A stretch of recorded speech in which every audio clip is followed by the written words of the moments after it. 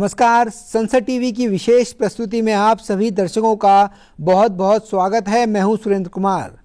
ठाणे मुंबई महानगर क्षेत्र का तेजी से बढ़ता शहर है, जहां विकास, जनसंख्या और बुनियादी सुविधाओं की चुनौतियां साथ साथ चलती हैं। इसी ठाणे से शिवसेना सांसद नरेश मस्के जी हमारे साथ मौजूद हैं।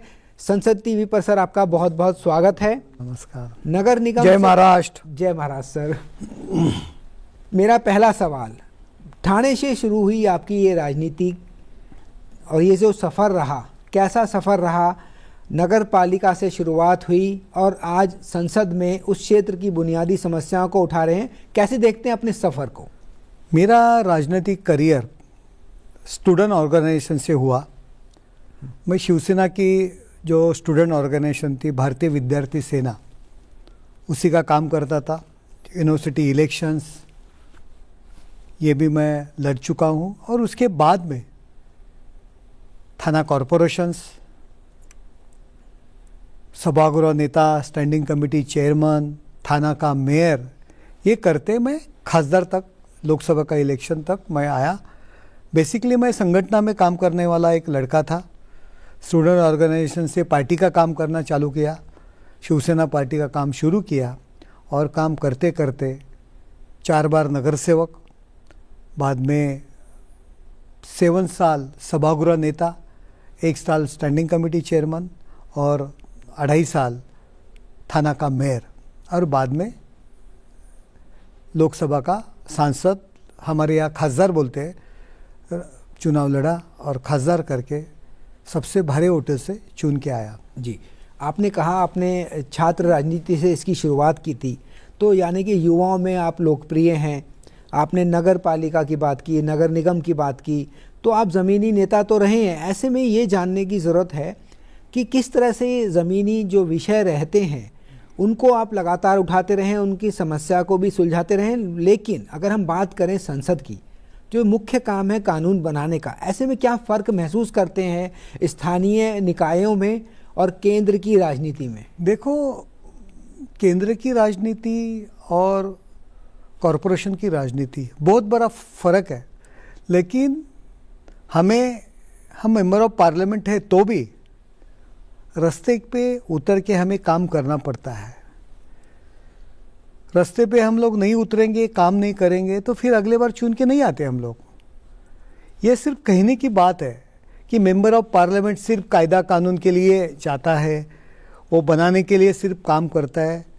वो तो काम करना है, वो पढ़ाई करना है, स्टडी करना है, उसमें जो छोटे मोटे लूपहोल्स है वो पढ़ाई करके सुलझाना है। लेकिन सिर्फ तुम पढ़ाई करते बैठेंगे, सिर्फ रूल्स रेगुलेशन पढ़ते बैठेंगे और सिर्फ संसद में यही बातें करेंगे और रास्ते पे अपन नहीं उतरेंगे, लोगों के वाटर गटर मीटर के लिए अगर सांसद होते हुए भी नहीं उतरेंगे तो अगली बार आपका संसद का आना एंट्री बंद।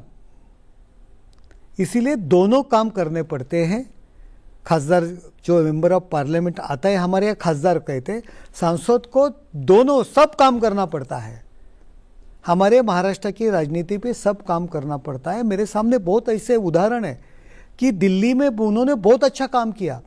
मधु दंडवते रहने दो, जो रेल मिनिस्टर थे, माननीय सुरेश प्रभु रहने दो, दिल्ली में उनके जैसा काम किसी ने नहीं किया। लेकिन सिर्फ दिल्ली में काम करते बैठे, मैं उनकी सॉरी बोल के ये उदाहरण देता हूँ।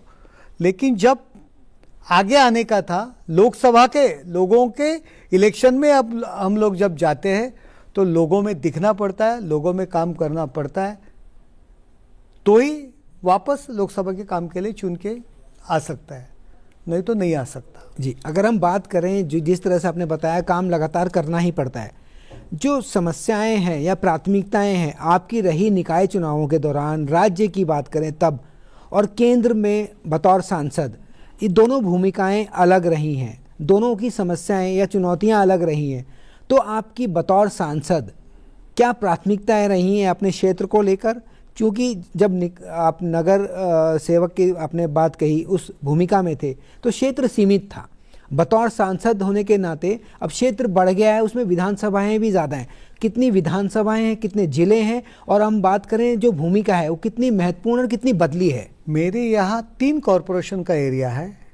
एक कॉरपोरेशन में 2 विधानसभा है, एक कॉरपोरेशन में 3 विधानसभा है और एक में 2 विधानसभा है। 6 विधानसभा का हमारा जो मेंबर ऑफ पार्लियामेंट का जो एरिया है वो 6 विधानसभा है। देखो, काम करते समय जो रेलवे रहेंगे, रेलवे का काम को बहुत ज़्यादा महत्व देना पड़ता है। सांसद का काम करते समय जो पॉलिसीज़ है उसके ऊपर काम करना पड़ता है। सेंट्रल का कुछ बजट रहेगा, जो कॉरपोरेशन हमारे यहाँ, मेरे यहाँ रूरल एरिया नहीं है, तो कॉरपोरेशन को जो सेंट्रल का जो फंड्स है वो अलर्ट करने में, जो योजनाएं, जो प्रोजेक्ट्स सेंट्रल में गए हैं स्टेट गवर्नमेंट की तरफ से, उस पर ध्यान देना, उसके पीछे लग के वो मंजूर करके लाना। छोटे मोटे जो वित्त आयोग के बहुत से ज़्यादा प्रॉब्लम, वित्त आयोग जो कंडीशंस रहते हैं वो कंडीशन से इधर उधर करके जो प्रोजेक्ट मंजूर करना, ये तो सब काम है हमारा। लेकिन जो रास्ते का काम है, मीन्स जो लोकल काम है, उन पे भी हमें ध्यान देना पड़ता है। जो लोगों के जो हमारे यहाँ समझो नगर सेवक रहते हैं, उनको पार्टी के नगर सेवक है, यूटी के अलायंस के नगर सेवकों, उनको सपोर्ट करना पड़ता है। उनके काम के लिए कमिश्नर के पास जाना पड़ता है, स्टेट गवर्नमेंट के काम के लिए पीछे लगना पड़ता है, कलेक्टर के पास जाना पड़ता है। काम अपने को हर एक टाइप का काम करना पड़ता है। तुम काम करने वाला रहेगा तो, अगर नहीं करेगा तुम सोचेगा कि चलो अपन सांसद है, क्या ज़रूरत है अपने को काम करने की, ऐसा सोचेगा तो कुछ काम नहीं। लेकिन तुम रास्ते का ऊपर का कार्य करता है, मेरे जैसा कार्यकर्ता रास्ते का ऊपर का कार्य करता है। वाटर, गटर, मीटर ये करके हम लोग आए हैं, तो हम चुप भी नहीं बैठ सकते। लोग तो हमको फ़ोन करते हैं, यहाँ संसद में रहेंगे तो भी मेरे यहाँ ड्रेनेज चोकअप है करके हमको फ़ोन आता है, मेरे इधर वाटर, मेरे इधर क्या जो गटर है वो टूट गया है, ये संसद को लोग फ़ोन करते हैं। लेकिन तुम सांसद है, इसीलिए अगर ये फ़ोन करेगा, तुम बोलेगा कि ये मेरा काम नहीं है, मेरे को क्यों फ़ोन करता है, वो सुनेगा। लेकिन अगले 5 साल जब तुम लोगों के सामने जाएगा तो बोलेगा तुमको वोट देना मेरा काम नहीं है, तुम घर पे बैठो। ये भी होता है। इसीलिए सांसद का काम, विधायक का काम, आमदार का काम, नगर सेवक का काम, मैं बोलता है कुछ भी अलग काम नहीं होता। जो लोगों के प्रॉब्लम्स है वो सॉल्व करने के लिए हर एक लोक प्रतिनिधि को, हर एक जनसेवक को भागना पड़ता है। जी, जिस तरह से आपने बताया कि काम कोई अलग नहीं है और काम सभी करने पड़ते हैं, ऐसे में जो बुनियादी फ़र्क महसूस होता है कि जो संसद है इसमें देश के अलग अलग राज्यों से, अलग अलग चुनावी क्षेत्रों से, लोकसभा क्षेत्रों से लोग सांसद चुन के आते हैं। विचारधारा अलग होती है, भाषा अलग होती है, व्यवस्थाएं अलग होती हैं, या उनकी सिचुएशंस की कहें, समस्याएं कहें, सब क्षेत्रों की अलग है। क्योंकि भारत ऐसी भूमि है जहाँ पे सभी तरह के माहौल मिलते हैं। अगर हम बात करें तो साउथ की, या अगर हम नॉर्थ ईस्ट की बात करें, तो ऐसे में सभी से मिलना, सभी से विषयों को समझना और ऐसे में अपने क्षेत्र के विकास को करना, दोनों में कितने आपको लगा फ़र्क महसूस हुआ? कितनी जिम्मेदारियां आपको और बढ़ी? जैसे समितियों की अगर हम बात करें, साथ ही समितियों के माध्यम से आप सभी मैटर्स पे बात करते हैं, अलग अलग राज्यों में भी जाते हैं समितियों के साथ। तो ऐसे में इन सब अध्ययन करने के बाद क्षेत्र के विकास को लेकर, राष्ट्र निर्माण नीति को लेकर अगर हम बात करें, कितनी बदलाव आपने महसूस किए और कौन से ऐसे कानून हैं जिनकी ज़रूरत आपको लगता है कि देश को है? देखो, हम लोग जब इकट्ठे मिलते हैं, ज़्यादा से ज़्यादा समितियों में हर एक स्टेट के एमपीज़ वहाँ रहते हैं। सभागृह में हम लोग बैठते हैं, कैंटीन में बैठते हैं, सभागृह में बैठते हैं। और मुझे आदत है कि दोस्ती करना, तो ये आदत पहले से है, इसीलिए मेरा सबसे अच्छी दोस्ती हुई है। हम लोग बैठते समय भी ये पार्टी का, वो ये पार्टी का, ये कांग्रेस वाला, ये समाजवादी वाला, ऐसा नहीं बैठते। हम लोग इकट्ठा बैठते हैं। और मैं जब उनसे मिलता हूँ, मैं बहुत से आंध्र प्रदेश के एमपीज़ को मिला हूँ, तमिलनाडु को एमपीज़ को मिला हूँ। वहाँ की लोगों की सोच अलग अलग है। जब हमें फ़ोन आता है कि गटर का प्रॉब्लम है, शौचालय का प्रॉब्लम है, रास्ते का प्रॉब्लम है, तो बहुत से एमपी हमको हंसते हैं, अरे तुम एमपी हो गए, अभी इसीलिए लोग आपको फ़ोन कर रहे हैं। तो हमें बताना पड़ता है कि हमारे महाराष्ट्र के भी लोगों की ये सोच है कि हमारा लोक प्रतिनिधि है तो उसने हमारा हर एक काम करना चाहिए, जो मेरा काम है, मेरी डिफ़िकल्टी है, वहाँ उसने भागना चाहिए। लेकिन बहुत से बाहर के स्टेट के लोगों की थोड़ी सी विचारधारा अलग लगती है। ऐसे हम लोग साथ में बैठे तब जब हम एमपीएस की बात करते हैं। ऐसे मैं अर्बन डेवलपमेंट और हाउसिंग ये कमेटी में काम कर रहा हूँ। मैं वक्फ बोर्ड में भी मैं काम किया, वक्फ बोर्ड अमेंडमेंट जो बिल था वो कमेटी था उसमें भी काम किया। तो हर एक स्टेट के अलग अलग हर एक स्टेट में कुछ ना अलग अलग काम है। कई स्टेट में रास्ते अच्छे हैं, कई स्टेट में ड्रेनेज सिस्टम अच्छी है, अलग अलग। कई स्टेट में पानी की सुविधा अच्छी है, कई स्टेट में अभी पंजाब जैसा स्टेट में फार्मर्स की जो कंडीशंस है, फार्मर जो खेती है वो आधुनिक, हरियाणा है उसकी अलग, हर एक स्टेट की अलग अलग पहचान है, हर एक स्टेट का अलग अलग प्रोजेक्ट में अपनी कामयाबी भी है। सिर्फ हम बोल नहीं सकते कि हमारे स्टेट में बहुत अच्छा है। अलग अलग ट्रांसपोर्ट सिस्टम में दिखना पड़ा है कि अलग अलग ट्रांसपोर्ट सिस्टम उसमें डेवलप होना चाहिए, वाटर ट्रांसपोर्ट डेवलप होना चाहिए। हमारे यहाँ मेट्रो की बहुत अच्छा काम है, बम्बई और थाना, बम्बई और सिटीज़ में। यूपी और इसमें मेट्रो का काम नहीं है ज़्यादा, जो अच्छा होना चाहिए। लेकिन वहाँ पानी की स्थिति अच्छी है, फार्मिंग अच्छी है, वहाँ टूरिज़्म के लिए अच्छे काम किए है। हर एक स्टेट की अलग अलग पहचान है, वो पहचान स्टडी करने का ये संधि हमें मिला है। जी, वहीं बात करें अगर संसद में समितियों की, तो समितियों की भूमिका को आप कितना महत्वपूर्ण मानते हैं? क्योंकि संसद के दौरान तो चर्चा, पक्ष विपक्ष अपनी बात रखता है, लेकिन जब समितियों में मिलते हैं तो पक्ष विपक्ष कुछ नहीं होता, विषय एक होता है, उस पर काम करना, उसको कैसे देखते हैं? देखो, मैं सिटी से बिलोंग करता हूँ और मेरे को कमिटी है अर्बन डेवलपमेंट एंड हाउसिंग। तो वहाँ मुझे काम करने के लिए बहुत अच्छा स्कोप मिला, क्योंकि हर एक योजनाएं सिटी के बारे में, हर एक योजनाएं connected to government urban development जो कमिटी है उससे जॉइंट है। समझो ट्रांसपोर्ट है, ड्रेनेज सिस्टम्स है, हाउसिंग है। हाउसिंग में बहुत काम करना चाहिए। जो पीएमओ पंतप्रधान हाउसिंग जो योजना है, तो वहाँ उसमें हम लोग स्टडी कर रहे हैं कि वो योजना सक्सेस क्यों नहीं हो रही है। गांव में योजना सक्सेस हो रही है क्योंकि गांव में जो कुछ पैसा मिलता है 2-2.5 लाख, उसमें घर बन सकता है। लेकिन सिटियों में वो 2-2.5 लाख से कुछ नहीं होता। एक छोटा रूम लेगा तो भी उसकी कीमत बम्बई में देखो, थाना में लेगो 50 लाख के ऊपर है, तो 2 लाख के जो फंड्स है, जो ग्रांट है, उसमें कैसा हो सकता है। इसीलिए हर एक टाइप में हम लोगों ने बहुत से सुझाव दिया। ट्रांसपोर्ट सिस्टम जो पंतप्रधान जी की तरफ से जो हमें बसेस मिल रही है वहाँ, लेकिन उन्होंने कंडीशन डाला है कि 200 किलोमीटर दिन में भागना चाहिए। तो सिटी में भाग सकती है लेकिन रूरल एरिया में नहीं भाग सकती, तो वो कंडीशन चेंज करना चाहिए। ऐसे बहुत से सुझाव हम लोगों ने डाले। दिल्ली में देखो कितना हाउसिंग फोकट जा रहा है, लाखों घर बनाए, लेकिन सिटी से 100 किलोमीटर आगे बनाए। तो ये जो चीज़ें हैं ये वहाँ स्टडी करने को मिल रही है। वित्त आयोग जो है, वित्त आयोग के कंडीशंस, जो वित्त आयोग की तरफ से सिटियों को पैसा देना पड़ता है, लेकिन वित्त आयोग जो कंडीशंस है, जो टैक्स कलेक्शन रहेंगे, जुना पुराना वाला टैक्स वसूली का रहता है, तुम्हारे जो कामगार रहते हैं, जो वर्कर्स रहते हैं, वो संख्या पूरा होना चाहिए, तो ये वित्त आयोग का पैसा मिलता है। लेकिन हर एक कॉरपोरेशन में, हर एक नगर निगम में पॉलिटिकल कंडीशन अलग रहती है। हमें चुनाव लड़ना पड़ता है, चुनाव आता है तो हम लोग टैक्स नहीं बढ़ाते, जुना वाला टैक्स वसूल नहीं करते क्योंकि हमें वोट चाहिए, और फिर वो रूल्स नहीं हम फॉलो करते तो वित्त आयोग का पैसा नहीं मिलता। कॉरपोरेशन की कंडीशन अच्छी नहीं है कि जो हिसाब से जो वर्कर्स भरना चाहिए, जितना क्लास भरना चाहिए, सीए भरना चाहिए, कॉरपोरेशन कंडीशन नहीं, नगर निगम की कंडीशन नहीं रहती, तो हम लोग वो वहाँ के जो वर्कर्स है वो नहीं भर सकते, वित्त आयोग का पैसा नहीं मिलता। ऐसे जो एक दूसरे से कनेक्टेड जो कुछ जो रूल्स है, रेगुलेशंस है, वहाँ सुधार करने की संधि भी यहाँ हम लोगों को वो जो कॉरपोरेशंस के नियम है, नगर नियम के नियम है, वहाँ उनकी पोजीशन क्या है, नियम तो आप बनाते हैं लेकिन वहाँ की कंडीशन अलग रहता है, लोगों की कंडीशन अलग रहता है।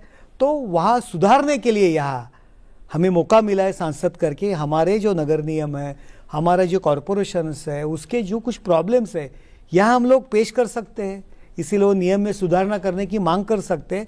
ये एमपी का फ़ायदा जो है, ये एमपी का काम है और वो एमपी का काम हम लोग कर रहे हैं। जी, अगर हम बात करें, आपने कहा एमपी के नाते आप जो काम कर रहे हैं वो सब आपने बताए।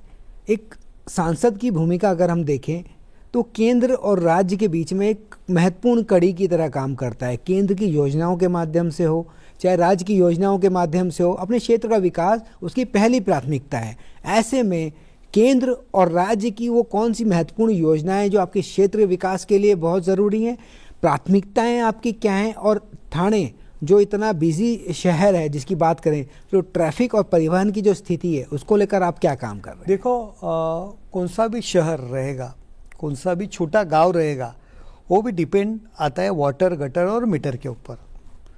आपकी पानी की व्यवस्था अच्छी नहीं रहेंगी, ड्रेनेज सिस्टम अच्छी नहीं रहेंगी, रास्ते अच्छे नहीं रहेंगे, सड़क अच्छे नहीं रहेंगे, तो तुम्हारा शहर का विकास ही नहीं होएगा।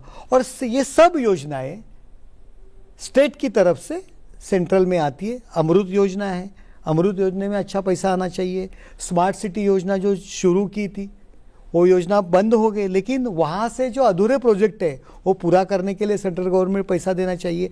आज नरेंद्र मोदी जी के नेतृत्व में जो सरकार चली है, उसके पहले कुछ नहीं, सेंट्रल से कुछ पैसा ही नहीं आता था, कुछ अनुदान ही नहीं आता था, लेकिन आज पानी के लिए पैसा आ रहा है, ड्रेनेज सिस्टम के लिए पैसा आ रहा है, सड़क के लिए पैसा आ रहा है, मेट्रो के लिए पैसा आ रहा है, हर एक तुम्हारा पोल्यूशन कंट्रोल के लिए पैसा सेंट्रल से आ रहा है।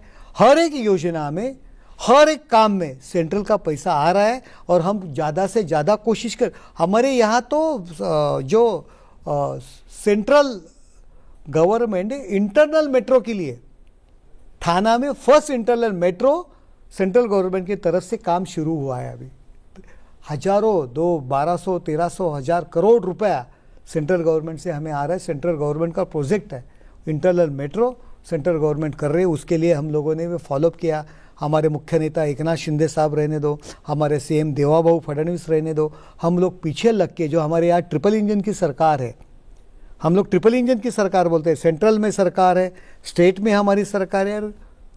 ये ट्रिपल इंजन की जो सरकार है, वो सरकार देश में सत्ते में रहने की वजह से स्टेट को पैसा आ रहा है। स्टेट में सत्ते में रहने के लिए वजह से हमारे सिटी में भी पैसा आ रहा है। इसीलिए हमारा महाराष्ट्र का डेवलपमेंट, हमारा शहर का डेवलपमेंट, हमारा मतदार संघ का डेवलपमेंट बहुत अच्छी तरह हो रहा है।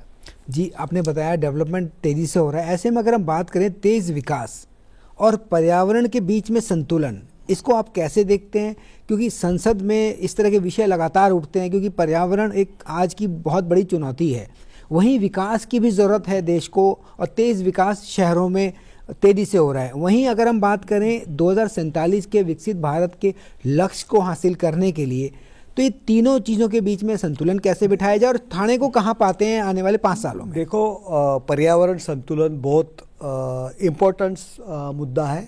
विकास तो होता ही है, और विकास होते होते कभी कभी ऐसी चीज़ें करनी पड़ती है कि जिससे पर्यावरण का नुकसान हो। लेकिन अगर मैं एक एग्जांपल देता हूँ, अगर एक रास्ता करने का है, हमारे यहाँ एक टनल का काम हम लोग कर रहे हैं, जो हमें 2 घंटा लगता है थाना से बोरिवली जाने के लिए।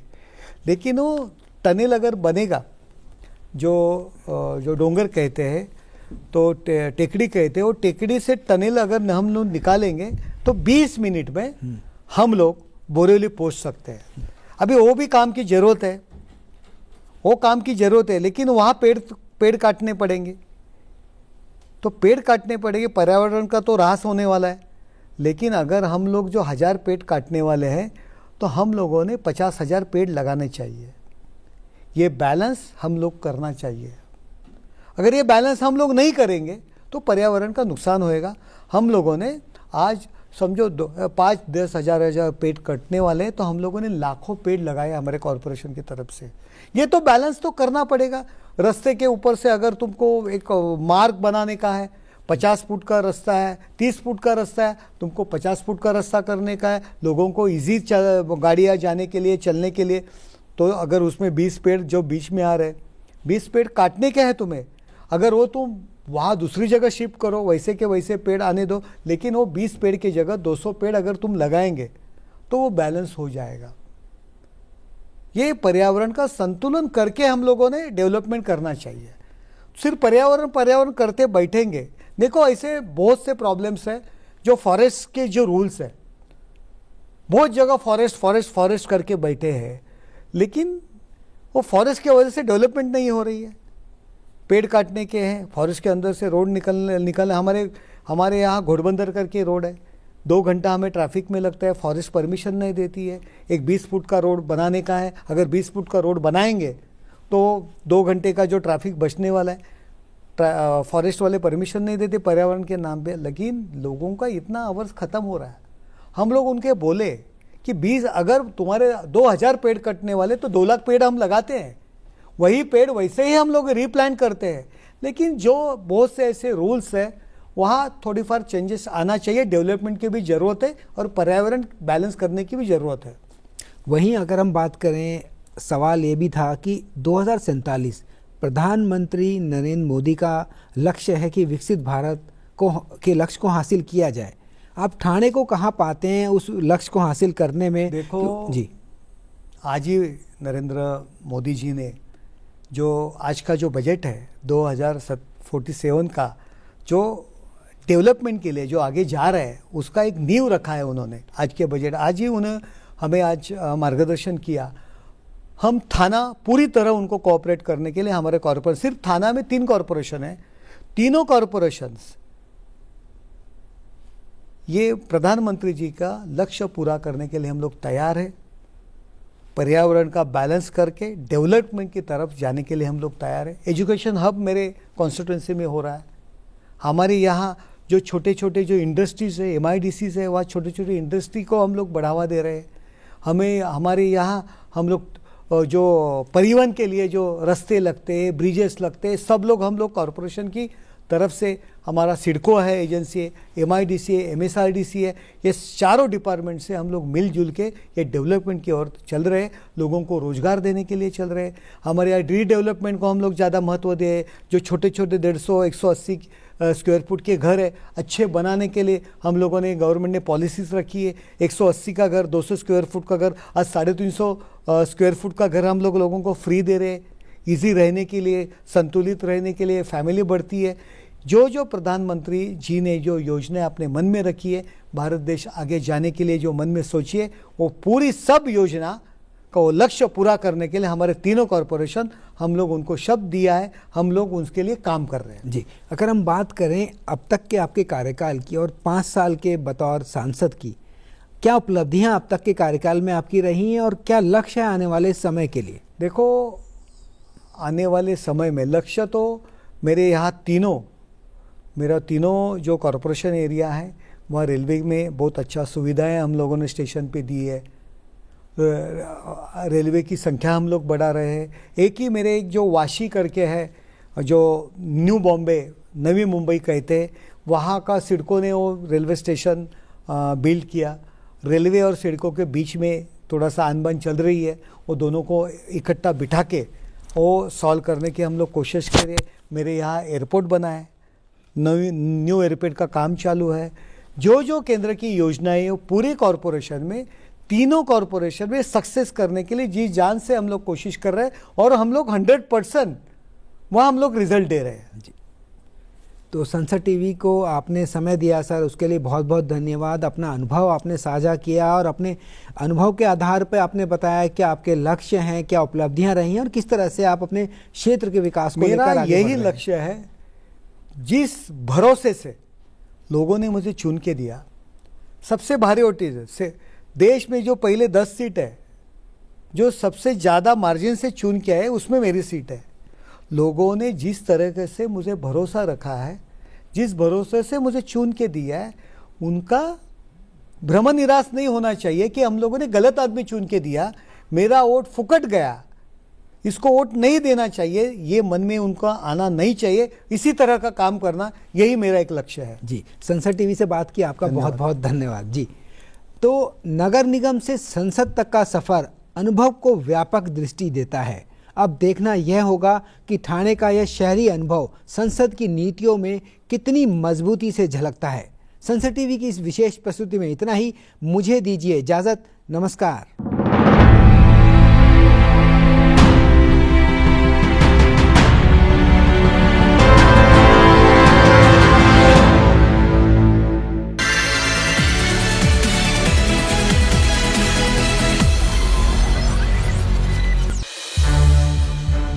संसद टीवी के और भी प्रोग्राम्स देखने के लिए सब्सक्राइब करें हमारा YouTube चैनल और हाँ, इन्हें लाइक और शेयर करना ना भूलें।